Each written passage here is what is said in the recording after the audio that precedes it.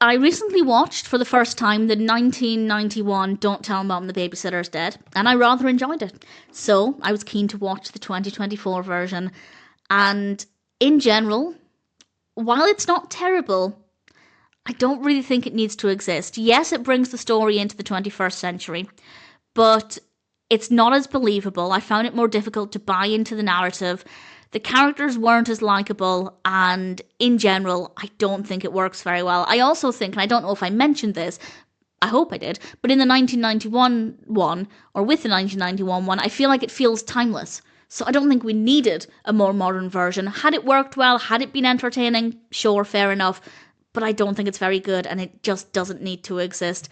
This was released 2024. It's directed by Wade Allain-Marcus, written by Chuck Hayward, with a cast including Simone Joy-Jones, Patricia Ms. Pat Williams, Danielle Hansley Jr. We also have June Squibb as the babysitter who dies, which I was going to say I quite liked. That's not what I meant.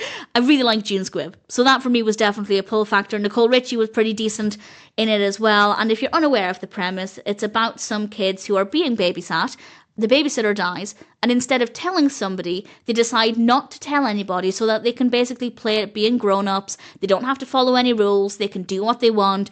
And of course, we have a good lesson here that you need to be careful what you wish for, because being a grown-up is not all that you think it's going to be when you're a child, and it's actually quite difficult, and there's a lot of responsibility.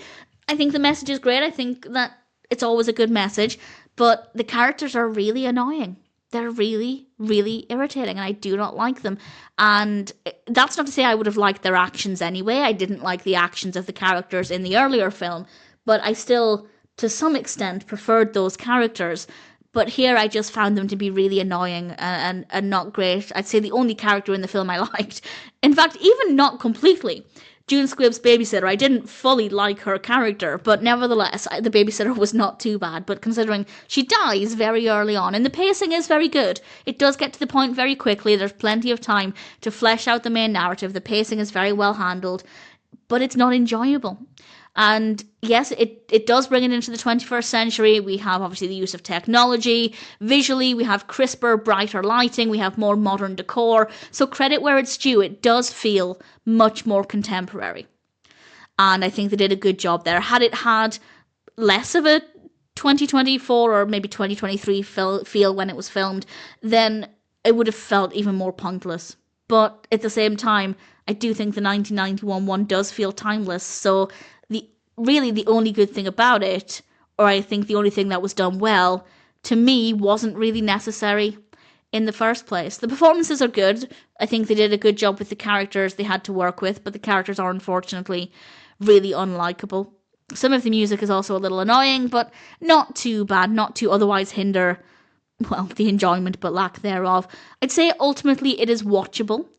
Had I seen this one first, I don't know if I would be saying the same thing. It's obviously very difficult because I'm comparing it to the previous version, which I do think was very, very well done.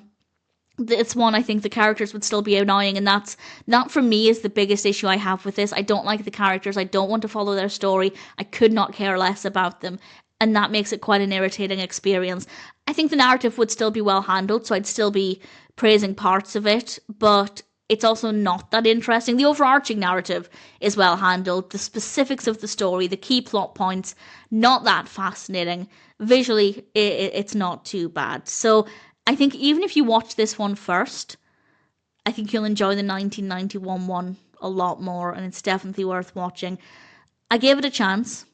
It's not that I don't think they should have remade it, but if they were going to remake it, it had to be enjoyable. It had to be worthwhile. And yes, it does feel more modern. Of course it does. But it's not enjoyable. The other version feels timeless. This didn't really serve any purpose. It didn't really offer that much that was different than the first film.